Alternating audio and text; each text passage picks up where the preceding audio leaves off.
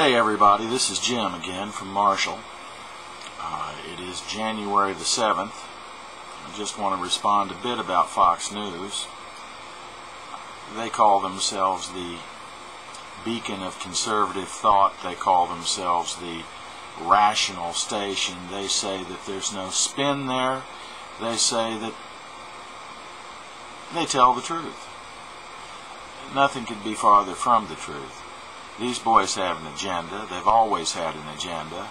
For the love of Mike, I don't understand their agenda other than the actual dumbing down of America and possibly even the overthrow of our country. They're terrible people. I don't understand why in the world they can continue. But let's talk about Ron Paul. They didn't invite him to New Hampshire, to this New Hampshire debate, this New Hampshire forum. It was quite a slam, but it's probably going to work in a negative way. Their agenda is to ignore Ron Paul. Their agenda is to minimize Ron Paul, to attack Ron Paul, to make Ron Paul look silly and stupid. But you see, when an idiot talks bad about you, it's not necessarily a bad thing, because everyone knows the idiot doesn't know anything to begin with. And I think most people realize that Fox is just a bunch of idiots. So anyway, I was a little disappointed with Iowa. I thought that Ron would make a better showing there, although it is a silly state.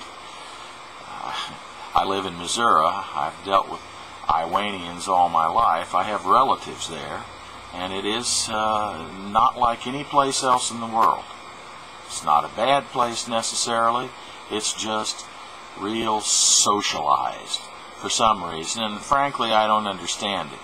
Because, you know, the backbone is agricultural. And generally, farmers are conservative people with true values. But I don't know. We'll see how it goes in New Hampshire. I certainly hope that Dr. Paul makes a better showing in New Hampshire. I know that we're all going to have to work a little harder. And so do this. We all have relatives. We all have friends. Just take them one at a time. Feel your friends out. Find out who they're going to vote for. Find out what their sentiment is politically. And slowly but surely introduce them to Dr. Paul. And let them understand that he is fighting for them. Dr. Paul is fighting for a Southern Baptist just as much as he's fighting for Larry Flynt. We're Americans. We should have the right and freedom to say what we think out loud, in public, anytime we want. As long as we're not infringing on others or causing anyone damage, we have that right. We also have the right to bear arms. Now, the founders knew that it was essential for the American population to have weapons, not necessarily to hold off those people trying to attack us from the outside, but to keep our government straight. Let's work harder. Let's take people one at a time. Let's talk to them in a real logical, in a real heartfelt way, and ask them if they really and truly don't have a preference, then for crying out loud, at least pick up a Republican ballot and vote for Dr. Paul so we have the choice, come the election, to vote for a real American who's trying to give our country back to the people, rather than somebody who has the interest of every large corporation in their back pocket. You know, aren't you tired of politicians that are bought and sold? Aren't you tired of politicians that somebody owns and that you can just about predict the way they'll go based on based on the economic forecast? Okay, Paul people, work harder, work longer, work stronger, work smarter. Get the word out. We have a chance. We have a chance in 2008 to take our country back. Lord knows how much longer we can put up, or this country can stand, the kind of government we've had for the last 20 years. We have got to put an end to this, or it's going to put an end to us.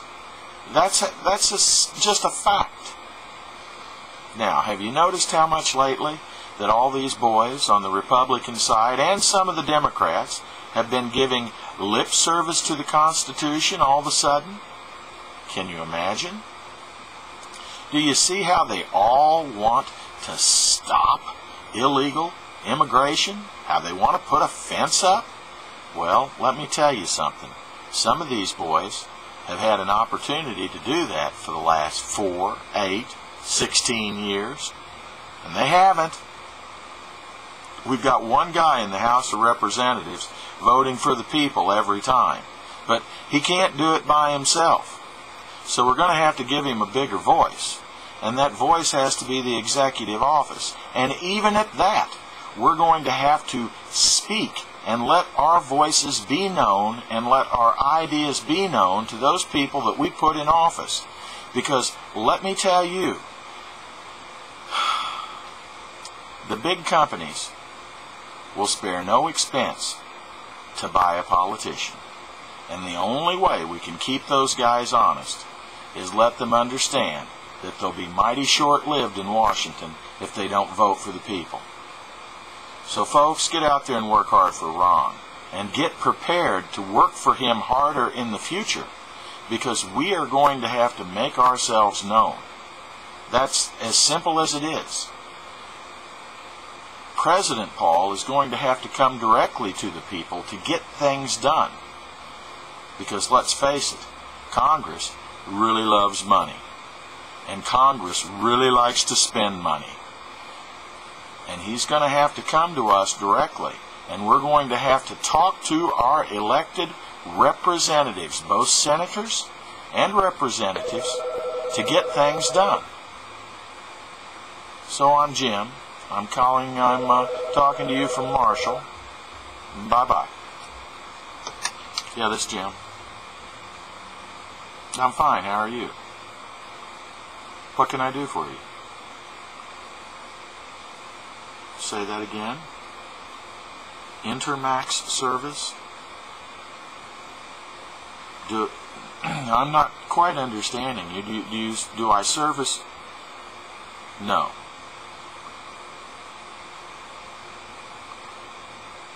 CD? Yes, we are an internet service. That's correct.